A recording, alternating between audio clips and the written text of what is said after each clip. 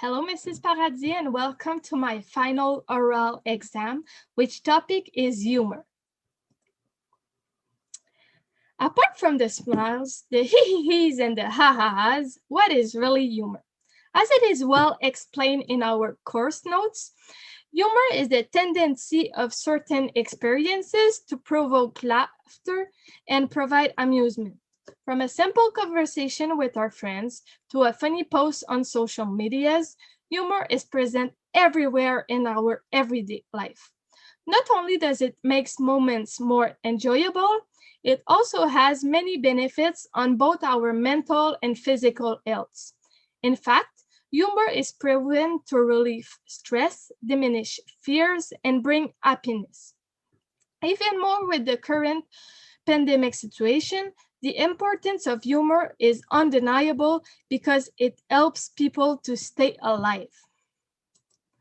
In order to pursue my presentation, I decided to go with the question A, where I must compare two English-speaking stand-up comedians.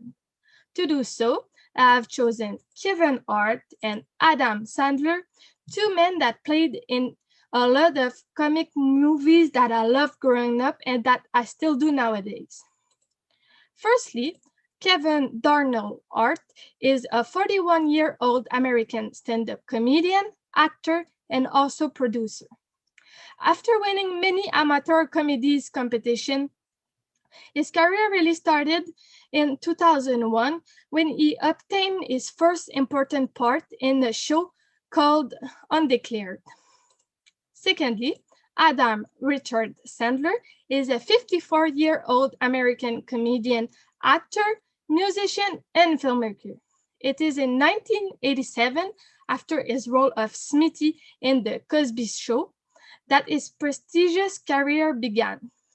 In 1989, he did some shows in comedy clubs, bringing him to be hired by Saturday Night Live to write and then perform.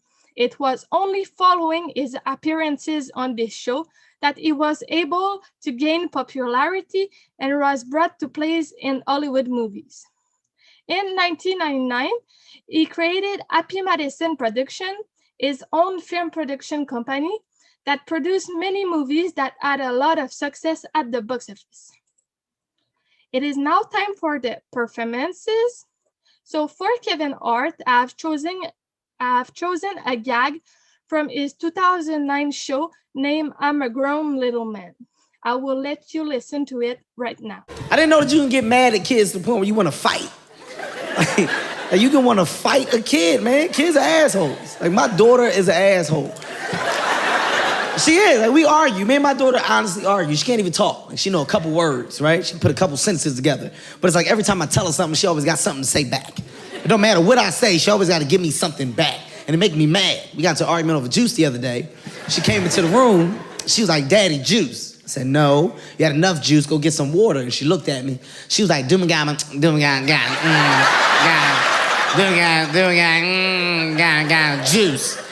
And I looked at her. Who the fuck you think you talking to? Sit your little ass down and get the goddamn... I was so mad. I was mad because I knew she knew what she was trying to say. She just didn't know how to say it. You know what I mean? Like in her mind, she was like, you black midget bitch. Get the juice, punk ass daddy. I knew that's what she was saying. I could tell by her hand movement. She doing all this guy. She's like, you black midget bitch. I was so mad. As you were able to see, during this gag, Kevin Hart mainly used the observational type of humor because it takes an event that has occurred in his everyday life, here it is his daughter beverage choice, and amplifies it to make a funny story. He also used physical humor when he mimicked the facial expression, the gestures, and the sounds made by the little girl. Finally, he used a bit of surreal humor at the end when he claims that she can talk and makes up bad things that she apparently said to him.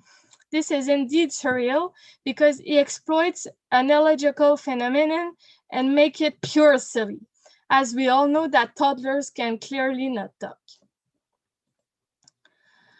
Now, for Adam Sandler, I've chosen a scene of the 2005 movie The Longest Yard, in which he plays Paul Crewe.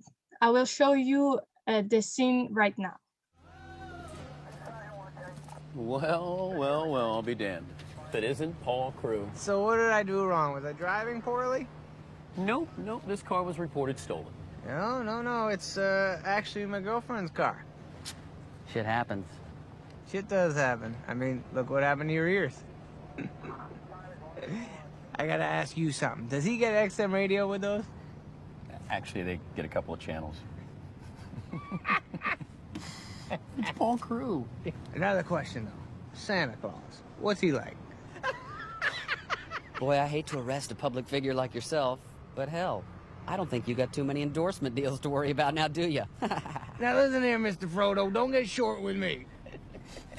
So I think that we can agree that this scene mostly used the type of humor that is called insult or sarcasm. In fact, following the comment that the smaller police officer made to him, Adam will begin to make fun of his physical look.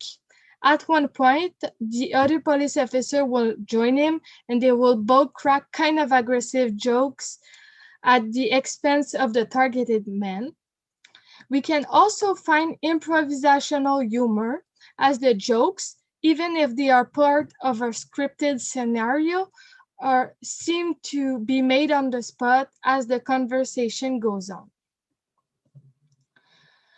For Kevin Hart, it might sound stupid, but I would say that the first thing that makes him stand out to me is his height.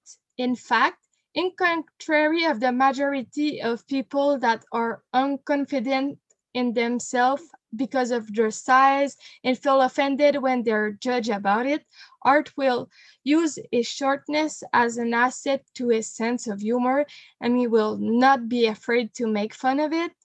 By example, in the sequel Jumanji, he will often put himself next to Dwayne "The Rock" Johnson just to recall the absurdity of their difference. A particular fact about Adam Sandler is that he completely hates fashion.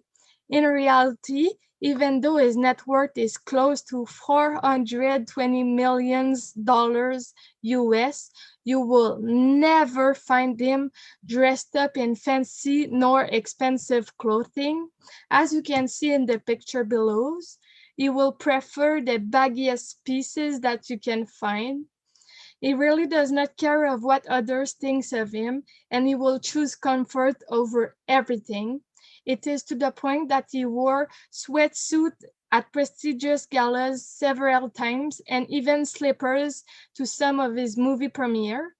In the media, he is usually known as the laziest dresser on earth, and some will even say that he dresses up in the dark, and I think that is pretty funny. To conclude, I have always loved the characters that these men played into movies, and I love them even more now that I have discovered some of their own humor in their own comedy shows during my research. If there is one thing that amazed me about these two is that they both stayed true to themselves and to their style of humor, even after all those years of career, the money, and the fame. Finally, I would like to take this opportunity to thank you for listening to me, but also to thank you for this great semester. Even though most of the students' cameras were almost always off, you managed to keep the classes entertaining, and I am very grateful for that. I wish you to have a great, and I hope COVID restrictions less summer. See you soon.